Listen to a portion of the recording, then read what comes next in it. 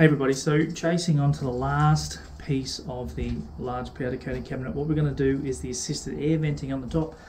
So the idea for this is we want to drag that oxygen through, so we're taking a piece of drain, corresponding holes drilled in for the vents there, so that'll sit there, with a piece of a dryer, or a dryer, that we're going to fix to the end with a fan that'll slot straight into that.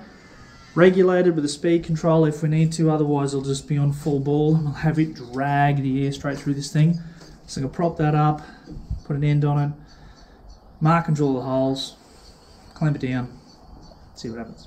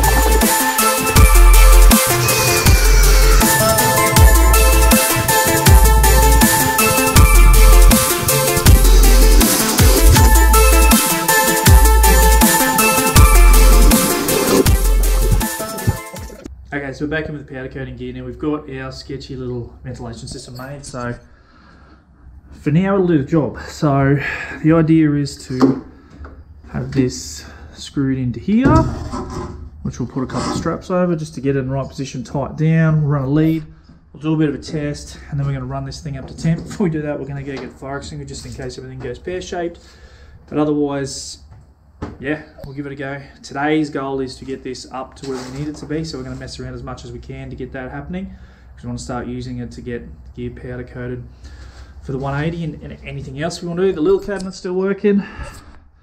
We need more space. So we're going to test that today. The other thing that we may do is put a little window in the front of the door. Like, all this will get a good clean before we're finished, just so we can see what's going on in there while it's happening. Might also put some reinforcing in the back, just where the wall warps from the heat from the sheet. A few things like that we learn as we go, but if it doesn't catch on fire again, we should be good.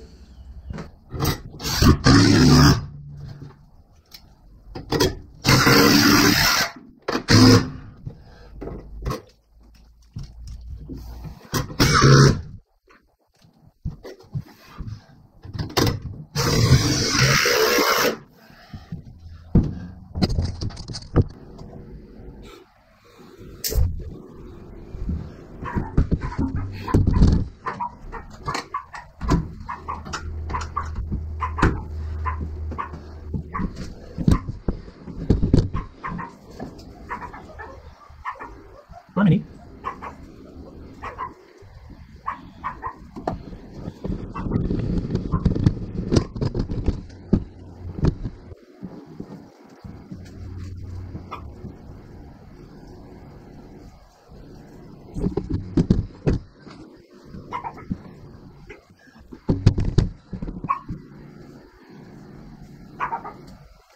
Wait, relax.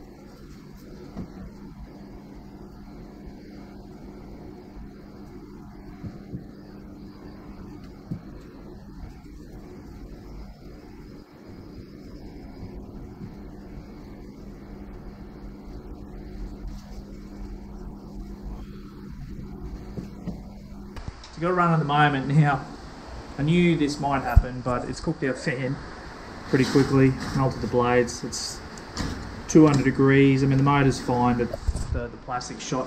The other way you do it is have the fan push through and venturi suck out that. So we might even, basically it's just take the other end off, but we do need a venting tube in here. I mean, it looks rather pretty. Fill the holes in container. Currently smells like melted plastic, but the thing we have is the fan back down here forcing in, and it is flowing that hot air out, so it is doing its job. It's just that's clearly not enough. So the way we tested it last time with this setup, with the door half cracked, you know, under 4 minutes or so to get it up to temperature. It's sitting stable around 200. It's really just the flow rate on the gas is what it is. I mean, occasional flame coming out of the back of the wall, that's something to look at. But, I mean, it's sitting here stable. We've done this for about 5 minutes now, so we'll see where it goes from here. The other thing we probably will do is put in a low temperature alarm. So we'll have it on, set it. If it trips below, say if we wanted to set, we want to run our temps around 210, 220, something like that. Have it set to say 180, which means when it trips on, there's a good thing the gas or the flame has gone out. So we'll be able to test that.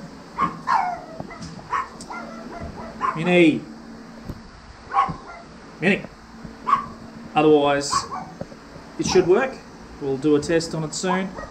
Best part about it is when you open the door, there's not too much black smoke in there anymore. That's just an extraction and air issue anyway.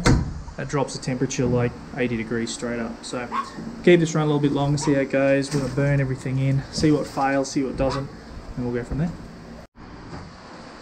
Okay, so we've done a good 10-minute run. I'm actually pretty happy with the results. It's not the beautiful, perfect, working straight away vision I had, but you know what? It's working. A little TLC, but fan will blow, so what we'll use, crack that door, feed that in. We've got the anchor hooks in here now, which is obviously through there. So I think the next key is to, well, actually the seals for the dishwasher stuff are actually working very well. I mean, these things just handle, there's no perforation, they're not squishy. I mean, the other thing is to note, this piece of plastic was out of a dryer. It's fine, but obviously this isn't so much anymore. But, you know what, I'm not overly worried about that, at least it's venting out. Also, what we'll probably do is run a vent. There's plenty of holes in the roof. Make one a bit bigger. Run a proper vent out. Right now we'll vent this place out.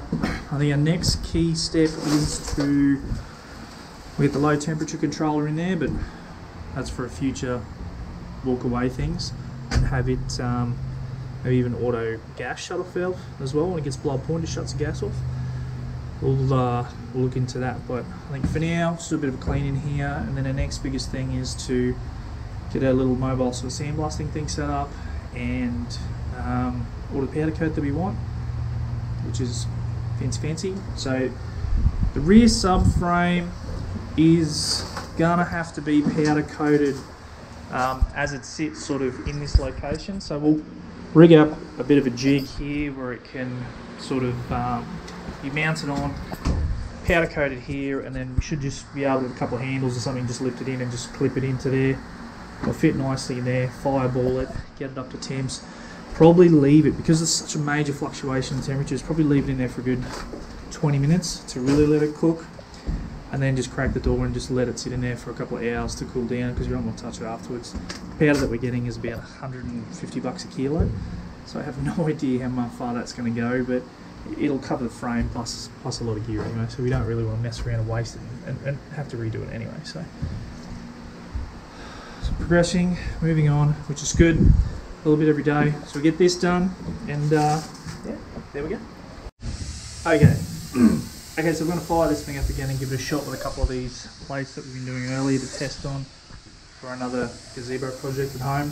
The airline on the end of this, that fitting is not real good, so it's leaking, but let's get these set up, put a bit of black on them and get them in, and then see what happens.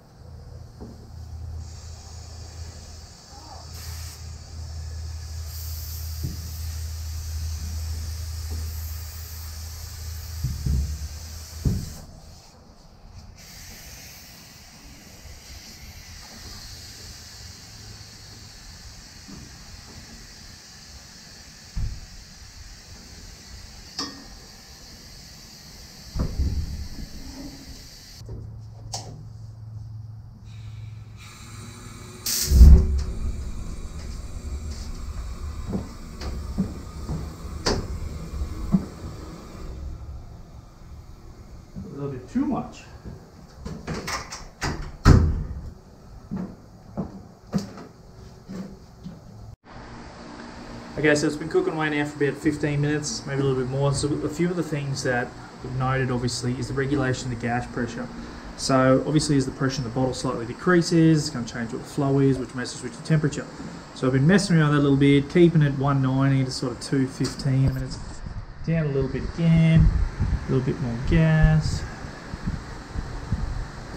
And it should shoot back up. So what we are going to do though is look for a gas regulator that we can sit in there and just pretty much set it, and it must have a high pressure, the feed-in rate up to a point. It'll regulate it out for us as good as what we can. We're going to have a temperature drop setting in there, so it drops below a certain point, it'll automatically cut the gas feed off. So being if the gas runs out, the flame dies out, or the fan stops, or something doesn't stop work, something stops working, we can trip the gas out, so we're going to fill the room full of gas and blow ourselves up. Thing with the fan. Now, we melted this fan. So the other thing we're going to do is actually put a new fan in, but it will blow out. So it'll actually venturi across those and suck that out. Now the fan's not as powerful as what it could be. I mean, this gas coming out of there, like this heat coming out of there, but heat does rise to 200 degrees. This is what's going to happen. So that's what we're going to do to help suck that through, which will probably help regulate a little bit better. As for now, the fan working against the doors is the best way to do it. I mean, ideally would be to get this thing up off the ground and put a extraction fan system in, like for any bathroom or something like that. That will suck this thing inside out with the right fans in it. So that may be something for now, but for now we've got this working, so we're going to run with this. We're about to drop these out, pull these out, see how they look, and they're going to be hot to touch, but we'll just have a look at them, see the consistency. If you just poke it and it's nice and soft, then we know it.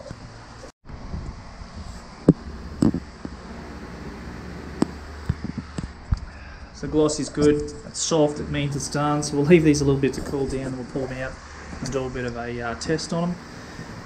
Looks like it's working. So a little bit dirty in there. I mean, I'm not sure how the soot, because it's not quite perfect, is going to affect the powder coat. I mean, I don't really want that. I don't really want that. So we might even beef up the extraction system beforehand. I mean, I think we're still going to get a bit of soot no matter what. You know, if we had a fully open cabinet and this thing just fed in and we were blasting the shit out of it, it would be a totally different story. But we'll see how these goes. I mean, like, if you had white in there, it might mess with the sparkle. So what I think we'll do before, because this fancy powder coating we're getting for the undergear, what I think I might do is a road test it on something that I don't care so much about. And if it ends up filthy and dirty and garbagey, well, then we'll change the extraction system out. But for now, we'll run with this, let this cool down, and final inspections. That's it.